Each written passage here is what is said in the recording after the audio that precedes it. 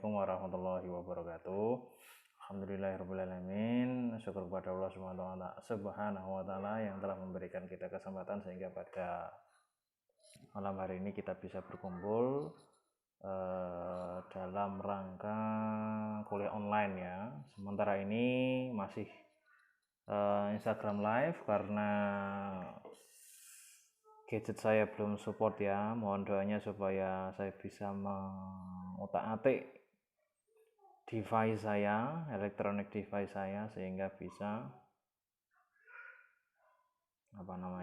memberikan tampilan yang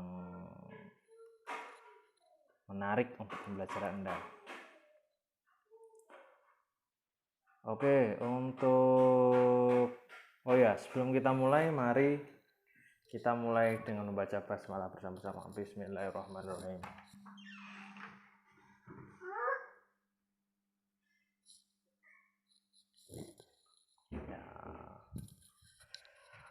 Oke, hari ini kita akan belajar chapter part 5 ya, tentang research method. Bagi yang bawa buku, silahkan, atau PDF-nya dibuka.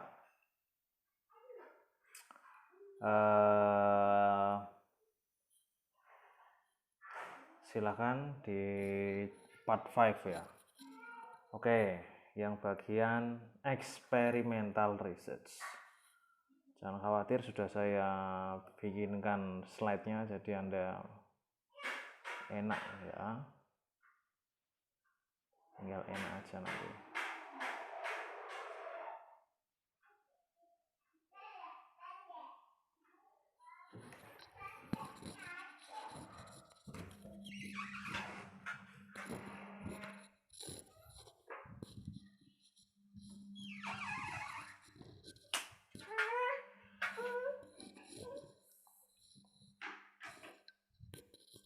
Ya, oke, yang ngantuk silahkan ngopi, bikin kopi.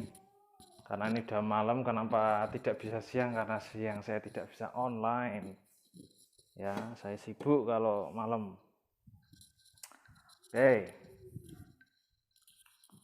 Oke, langsung saja. Kita akan membahas experimental research. Nah, sudah saya bikinkan. Experimental research.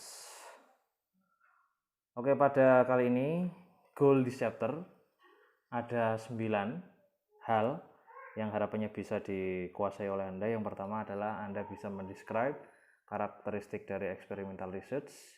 Yang kedua, define levels of the independent variables. Kemudian explain the concept of control and its importance in experimental research. Nomor 4, distinguish between true control groups and comparison group in experimental research. Number 5, define internal and external validity. 6, identify threats to internal validity and strategies for avoiding or minimizing them.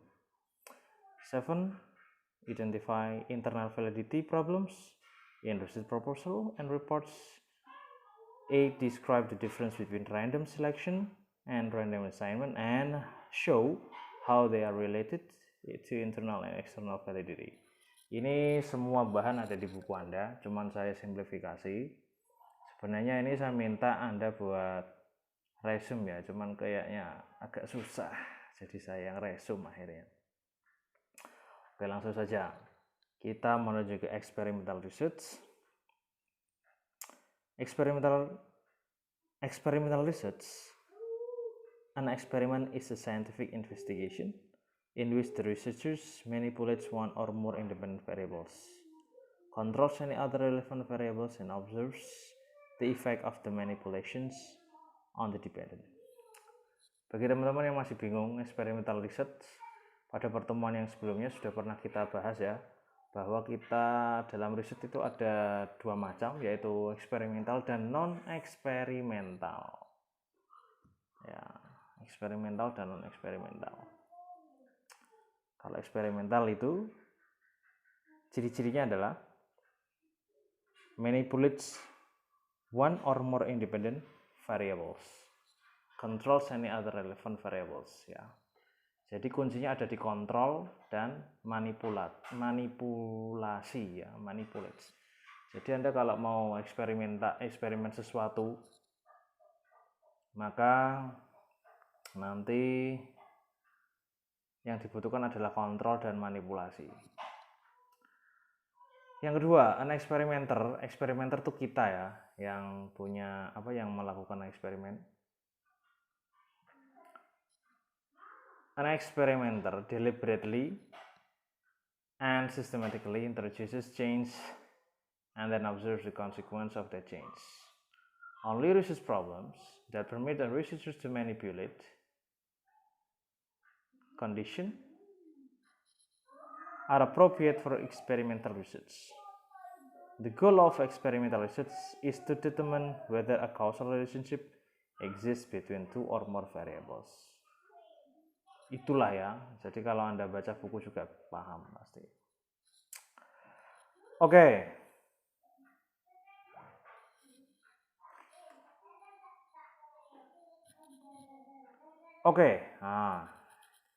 These are the basic characteristic of experimental research. Tadi yang sudah saya sampaikan kan. Jadi pada eksperimen itu ada 3 hal yang paling penting. Yang pertama itu kontrol. Jadi apakah eksperimen kita itu kita kasih treatment atau tidak. Kemudian manipulation. Dan yang ketiga observation and measurement.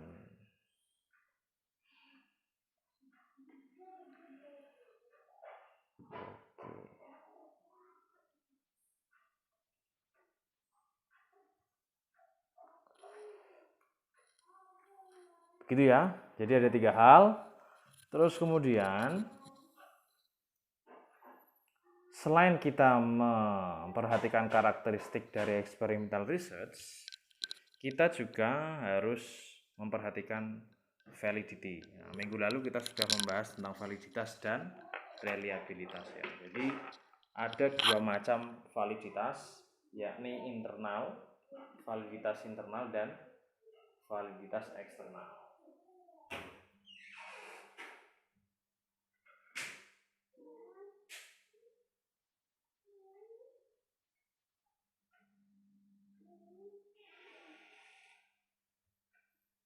Apa itu validity? Yaitu adalah ketika kita melakukan pengukuran itu sama hasilnya, diulang 2, 3, 4, 5 sampai 10 kali itu sama. Seperti itu. Tidak hanya pengukuran tapi desainnya juga. Ada 2 macam ada 2 macam validity ya, internal validity dan external validity. Apa itu internal validity? Nah, internal validity refers to the inferences about whether the change observed in a dependent variable are in fact caused by the independent variables. Ini kok fontnya agak susah ya, saya ganti dulu. Bentar. Saya ganti dulu fontnya. Ini enak ya. Ini enak. Oke.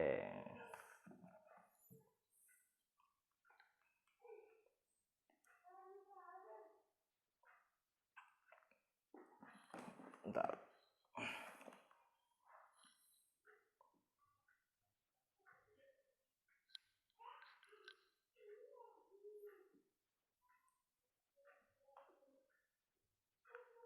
Internal validity refers to the inference about whether the change observed in a dependent variable, in fact caused by the independent variables in a particular research study rather than by some external factors.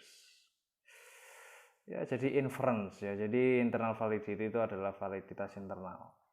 Kemudian internal validity is concerned with such questions as did the experimental treatment cause the observed change in the dependent variable, or were some spurious factor working and other finding accurate.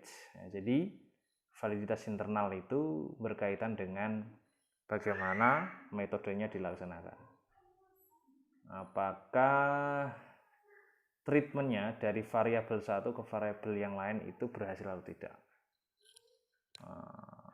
Sebentar, jangan-jangan masih bingung tentang variabel. Mudah-mudahan tidak ya. Oke, variabel itu misalkan gaji naik dipengaruhi oleh tingkat kinerja yang baik. Nah, gaji itu adalah dependent variable dan kinerja yang baik adalah independent. Jadi saling mempengaruhi.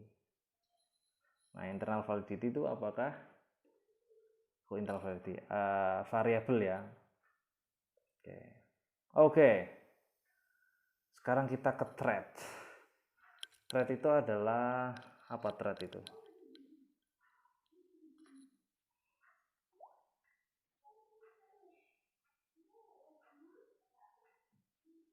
Mana tadi?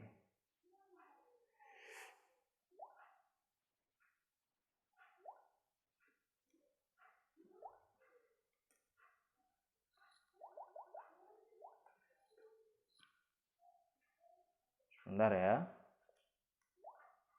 Enggak ada. Oke, threats to internal validity. Cara-cara menguji validitas internal. Bisa kita gunakan history itu kronologis ya. Sejarah, misalkan kita mengambil data tentang, ini contohnya COVID-19, seorang dokter mengatakan bahwa dia itu bisa disangka pasien COVID-19 itu dia mencari historinya. Kemarin habis dari mana Pak? Sakitnya apa aja? Apakah berasal dari zona merah atau tidak? Ya. Kemudian ada maturation, testing, instrumentation, statistical regression, selection bias, selection maturation interaction, experimental mortality, experimental effect, subject effect, dan diffusion. Macam-macam ya. Maturation itu kedewasaan ya, tes, instrumen, bagaimana statistical regresi statistika, kemudian bias itu artinya bias tidak tepat 100%, kemudian interaction, experimental mortality, seperti itu. Jadi validity itu sangat dipengaruhi oleh banyak hal ya. Salah satunya ini internal validity dipengaruhi oleh kurang lebih 11 hal yang ada di sini. Ini internal validity. Apa itu? Silahkan dibaca bukunya. Nah, nanti yang susah bisa bertanya pada saya. Seperti itu ya. Kemudian threats to internal validity. Bagaimana cara menguji internal validity-nya? Ya, menggunakan random assignment, randomized matching, homogeneous selection, statistical control, controlling situational differences. Ya, jadi selain kita menggunakan cara-cara ini, bukan menggunakan ya Pak. Selain ini dipengaruhi oleh hal-hal yang ada di sini, cara untuk mencapai internal validity ini saya salah ketik ya. Ini bukan threat, tapi ini adalah faktor-faktor ya yang mempengaruhi internal validity, dan ini adalah bagaimana kita mencapai. Saya ketik, saya ganti dulu aja biar enak. Aduh.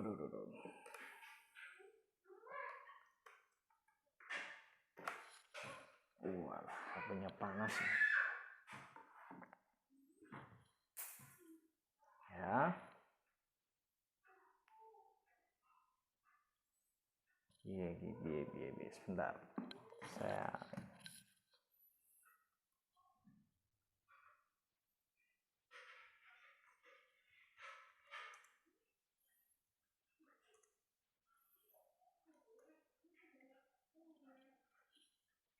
Oke, nah sudah saya ganti factors affect internal validity. Jadi faktor-faktor yang mempengaruhi internal validity.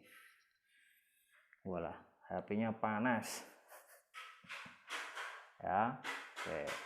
Kemudian cara mencapai validitas internal.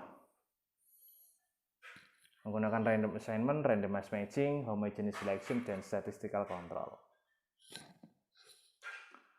Nah, kemudian statistical conclusion validity.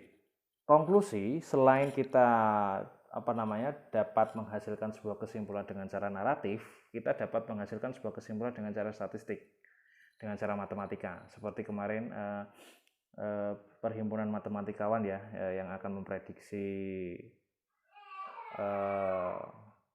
terdampak corona apabila tidak ada treatment yang baik, itu nanti bulan ini akan sekian juta. Tapi kalau dapat treatment bulan ini dan sekian juta, nah itu adalah sebuah konklusi yang berasal dari hitung-hitungan statistik.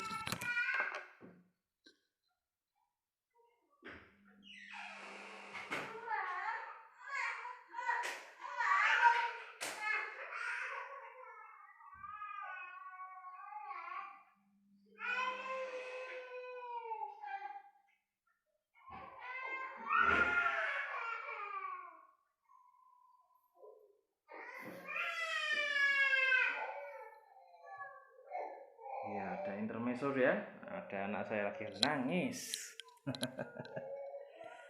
Oke, kita lanjutkan. Statistical conclusion for the appropriate use of statistics to infer whether an observed relationship between the independent and dependent variables in the study is a true cause-effect relationship or whether it is just due to chance. Seperti itu ya. Oke, mudah-mudahan tidak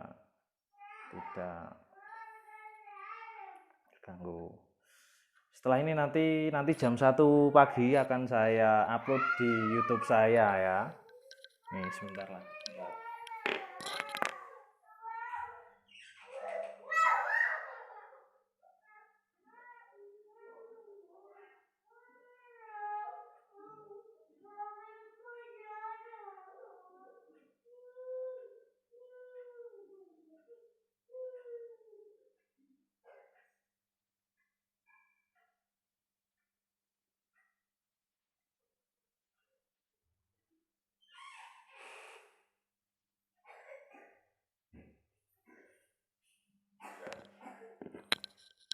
Intermezzo ya. Nanti jam 1 insya Allah saya upload di YouTube. Kalau tadi sudah ada internal validity, sekarang external validity. External validity refers to the extent to which the findings of the study can be generalized to other subjects, setting, and treatments. Ya. Jadi menunjuk kepada extent suatu hal yang di luar, to which the findings of a study, ya studi kajian itu dapat digeneralisir pada subjek yang lain, settingan yang lain, atau treatment yang lain. Jadi kalau tadi berdasarkan internal, misalkan hitung-hitungan atau metode yang dipakai, sekarang kalau eksternal ini adalah validitas yang dipakai untuk bahwa metode ini bisa dipakai apabila subjeknya diganti, settingnya diganti, atau treatmentnya diganti. Seperti itu ya. Jadi misalkan ada sebuah judul, eksternal validity-nya bagus, itu bisa Anda adopsi untuk buat skripsi. Misalkan menganalisa tentang respon pujian ya. Itu objeknya bisa diganti, subjeknya bisa diganti, settingnya juga bisa diganti. Karena dia memiliki external validity yang baik.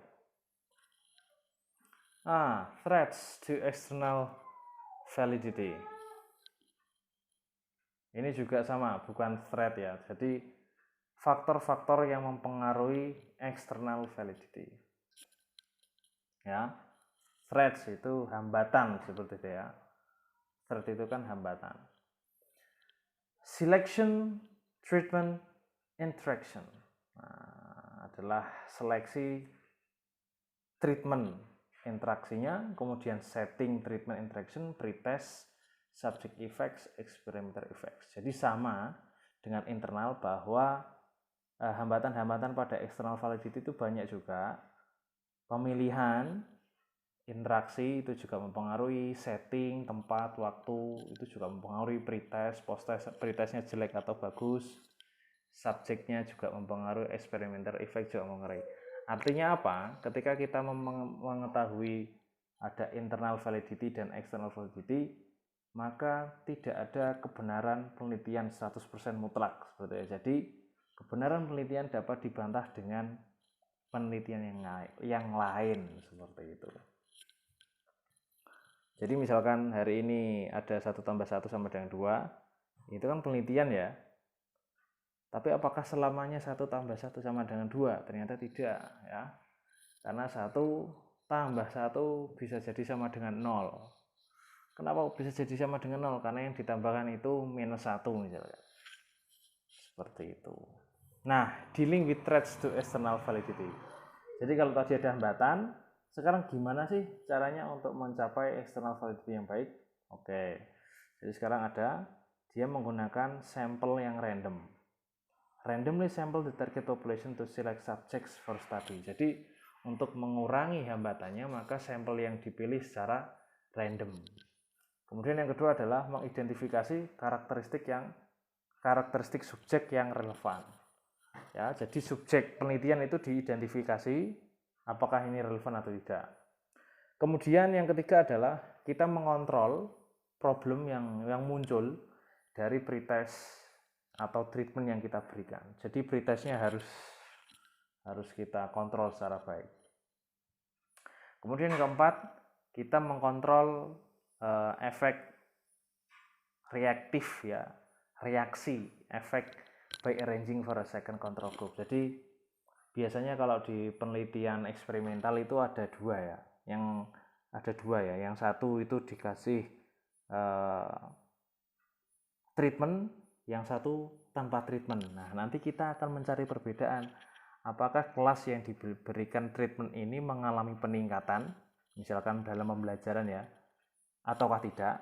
Nah, bagaimana kelas yang diberi treatment, apakah kelas yang tidak diberi treatment, apakah kelas yang tidak diberi treatment ini sama aja ya, atau semakin buruk atau bahkan semakin baik. Jadi tujuannya adalah untuk mengetahui komparasi dua kelas. Nah, karena ini kita hanya mempelajari external validity pada malam hari ini. Pada pertemuan selanjutnya kita akan langsung membahas tentang desain experimental research. Mohon maaf agak belibetan ya. Oke. Nah, ini relationship among the types of validities. Jadi hubungan antara internal validity dan external validity. Internal validity has long been considered the sine qua non, without which nothing of experimentation. As an experiment becomes more rigorously controlled, it artificially tends to increase and it becomes less generalizable and less externally valid. An experiment conducted in a more natural environment such as a classroom may have greater external validity, but its internal validity may be less. Fortunately, internal and external validity are not incompatible. Are not incompatible artinya kompatibel gitu ya. Tidak, are not itu tidak sempurna. Ya berarti sempurna. Tidak sempurna. Berarti kan sempurna kan? Ya, seperti itu. Oke. Most researchers, banyak peneliti would try, akan mencoba first to establish internal validity, because unless one can show that a treatment has an unambiguous effect in one setting, it is almost pointless to ask if the treatment will cause the same effect in other settings. Ya, seperti itu ya. Jadi internal validity itu akan dicek terlebih dahulu. Kemudian selanjutnya adalah researchers attempt to reach a compromise which amounts to choosing a design that provides sufficient control to make the result interpretable, while preserving some realism so that the finding will generalize. Oke ya. Selanjutnya, external validity is also related to construct validity because valid knowledge about the construct that are involved in the study is important to generalizing the result. Thus, in quantitative experiments, internal validity depends substantially on statistical conclusion validity. Oke, selesai. Saya kira hari ini seperti itu ya materi kita. Materi kita kira-kira apa hari ini? Oke, experimental research. Experimental research. Nah, ini ya. Jadi, saya ulangi lagi, kita sum up lagi. Characteristical of experimental research ada 3. Yang pertama adalah kontrol, baik itu kontrol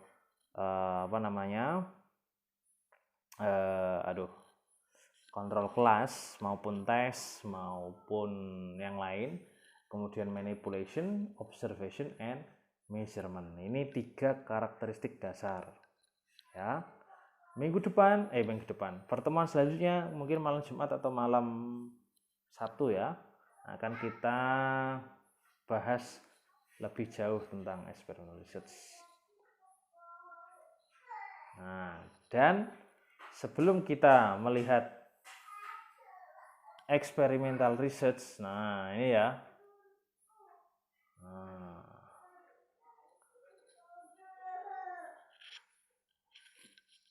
Kita harus memperhatikan 2 validitas di dalam experimental research, yakni validitas internal dan validitas eksternal. Validitas internal adalah validitas yang dipengaruhi oleh hal-hal yang dari dalam, seperti misalkan bagaimana cara mencari data, bagaimana mencari kronologinya, ya kan? Kalau eksternal, bagaimana subjeknya, ya, bagaimana setting risetnya dan sebagainya. Dan internal validity dan external validity memiliki relation yang sangat kuat ya. Oke, jadi saya kira ini ya untuk malam hari ini, tidak lama-lama karena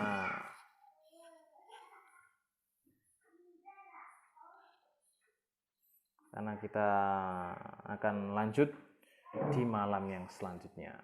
Oke, ada pertanyaan sebelum kita akhiri?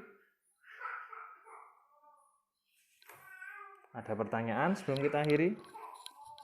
Ya, seperti itu ya. Ada pertanyaan sebelum kita akhiri?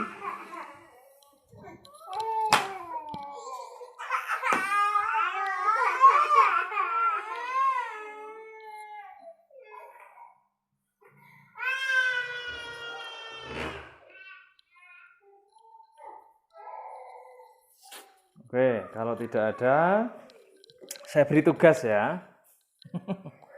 Oke, tugasnya adalah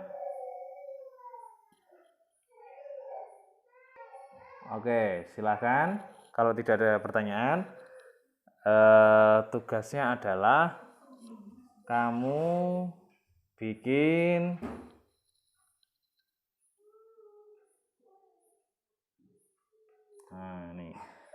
silakan baca chapter 11 tentang experimental research design. Kalau hari ini kita hanya mendiskusikan konsep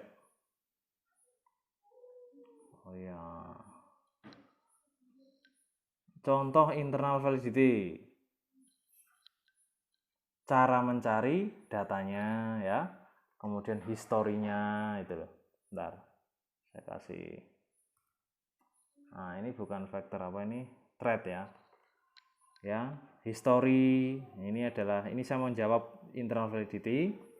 Itu kronologisnya itu juga mempengaruhi ya.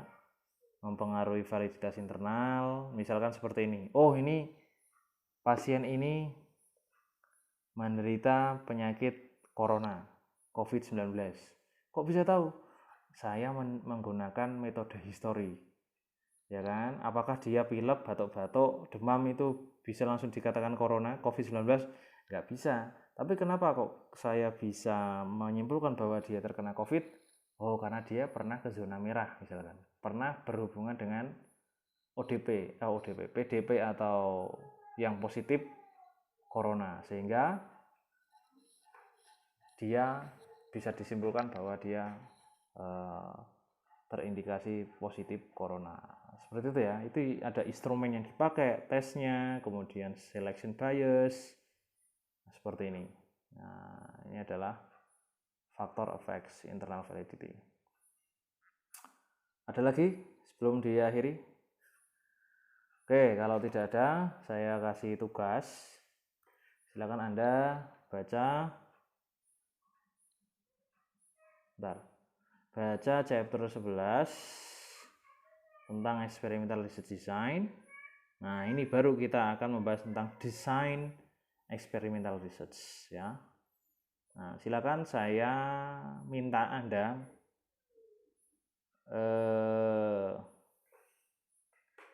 sebentar. Ada 2 tugas ya. Oke. Oh, enggak usah. Tugas yang pertama, oh ya 2 tugas. Tugas yang pertama adalah silakan Anda bikin mind map seperti kemarin. Chapter 10 ini ya, mind map. Kemudian tugas yang kedua adalah silakan Anda juga bikin mind map chapter 11 ya. Saya pengen Anda sudah punya sangu sebelum ada di kelas online kita. Oke ya, saya ulangi lagi. Jadi kita punya 2 tugas. Nah, saya tulis saja. Mana tadi pulpennya? Oke, kita punya 2 tugas. Bentar.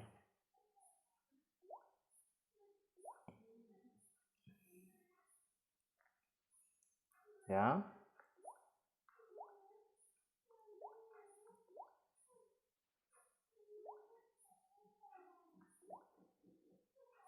Oke. Mind map chapter 10 dan 11 ya. Mind map chapter 10 dan 11. Submitnya berarti ini Jumat ya, Jumat. Nanti Jumat malam kita Jumat malam kita akan kuliah lagi membahas experimental research design. Setelah terawih ya, jam 9 lagi. Ya, baca chapter 11. Oke, terima kasih Endah, Intanari, Iksan, Risa. Ya, enggak banyak-banyak, sedikit ini ya. Oke, saya kira seperti itu kelas kita hari ini. Kurang lebih mohon maaf.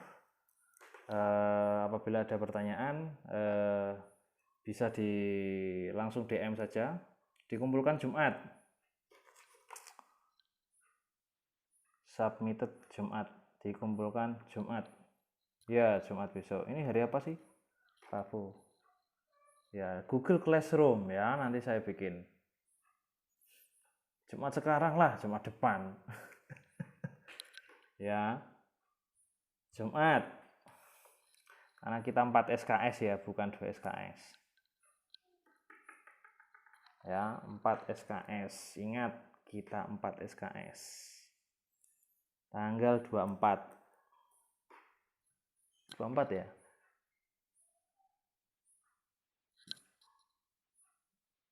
Jumat sekarang. Oke ya. Oke, saya kira hari ini cukup sampai di sini. Terima kasih atas perhatiannya.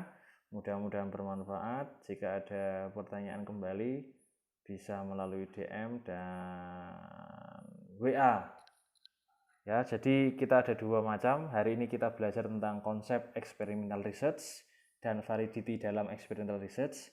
Pada pertemuan berikutnya besok Jumat kita akan membahas experimental research design alias desain penelitian eksperimental. Batasnya nanti akan saya tulis di GC. Saya beri buat jam 24.00 ya. Oke, format bebas. Selama tidak saya ini bebas ya. Oke, terima kasih atas perhatiannya. Terima kasih, kurang lebih mohon maaf. Assalamualaikum warahmatullahi wabarakatuh.